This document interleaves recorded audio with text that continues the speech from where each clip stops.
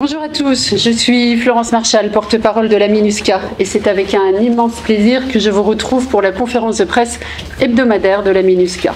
Que vous soyez ici, dans cette salle à Bangui, ou à l'écoute de Radio Guéra, soyez les bienvenus. La représentante spéciale du secrétaire général et chef de la MINUSCA, Valentine Rugwabiza, salue la décision des dirigeants des groupes Retour, Réclamation et Réhabilitation, le groupe 3R, et Unité pour la paix en Centrafrique, le groupe UPC, de réintégrer l'accord politique pour la paix et la réconciliation en République centrafricaine, la PPR-RCA.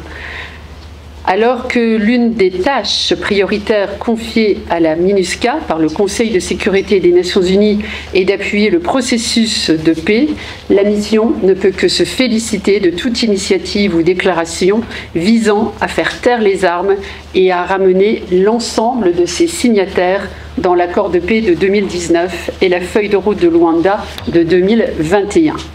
Nous suivons avec attention ces développements encourageants et réaffirmons qu'un retour vers l'APPR est la seule voie vers une paix durable.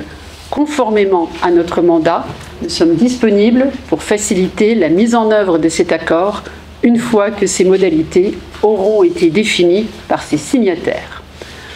En soutien à la stabilisation, donc en cours en République centrafricaine, la MINUSCA poursuit ses activités afin de permettre aux populations civiles de reprendre une vie normale, notamment en retrouvant la liberté de circulation. Plusieurs ponts viennent d'être réhabilités ou réparés par la mission. Celui de Zaoro-Sango, situé à 45 km de Karno, dans les préfectures de la Mambéré, ce qui permet de désenclaver la sous-préfecture de Gadzi.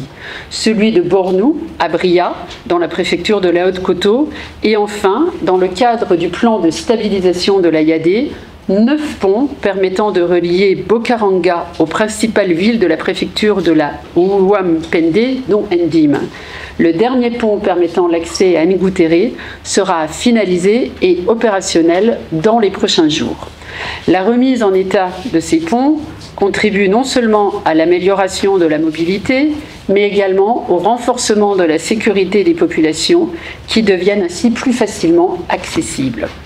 Un autre volet de la stabilisation est celui de l'accès à la justice et de la lutte contre l'impunité. La semaine dernière, la MINUSCA a soutenu l'organisation de journées portes ouvertes dans les tribunaux de première instance de Bambari, Bouar et Bria. L'objectif était d'expliquer et de discuter le rôle de la justice et de son fonctionnement à des publics variés, fonctionnaires, représentants des communautés locales, mais aussi des jeunes, des collégiens.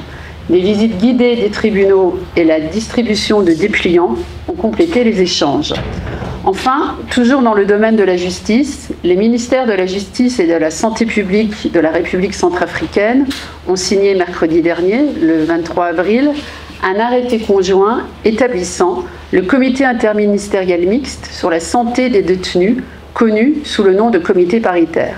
Cet arrêté marque une avancée majeure dans la mise en œuvre de la politique nationale de santé des détenus, adoptée en 2019 grâce à un plaidoyer soutenu et à l'engagement technique de la MINUSCA. La création de ce comité vise à combler une lacune cruciale en matière de gouvernance et de responsabilité dans le secteur de la santé pénitentiaire. Cette avancée souligne le rôle essentiel de l'obligation de l'État de garantir le droit à la santé des détenus, conformément aux normes internationales des droits humains et aux principes de santé publique. La MINUSCA va poursuivre son soutien technique pour assurer l'opérationnalisation du comité et renforcer la pérennité du secteur de la santé carcérale. Comme chaque année, la Journée mondiale de la liberté de la presse sera célébrée ce samedi 3 mai.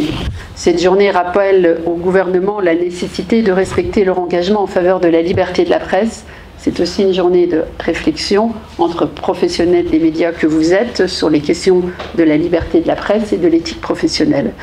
Une réflexion qui portera cette année sur l'influence déterminante de l'intelligence artificielle sur le journalisme et les médias, sous le thème « Informer dans un monde nouveau, l'impact de l'intelligence artificielle sur la liberté de la presse et des médias ». Le secrétaire général des Nations Unies, Antonio Guterres, dans le message qu'il a diffusé à l'occasion de la célébration de cette journée, rappelle que le journalisme libre et indépendant est un bien commun essentiel qui est l'épine dorsale de la transparence, de la justice, de l'égalité et des droits humains et que partout, les journalistes doivent pouvoir informer librement, sans crainte ni parti pris. Il poursuit en disant que l'intelligence artificielle peut favoriser la liberté d'expression ou l'étouffer, que les biais algorithmiques, les mensonges purs et simples et les discours de haine sont autant de mines disséminées sur l'autoroute de l'information. Pour les désamorcer, rien de tel que des informations factuellement exactes et vérifiables. Et vous savez que nous, ici, à la MINUSCA, et lors de cette conférence de presse, nous sommes là pour vous aider justement à transmettre des informations factuellement exactes et vérifiables. Et donc, avec 2 jours d'avance, je vous souhaite une très bonne journée de la liberté de la presse.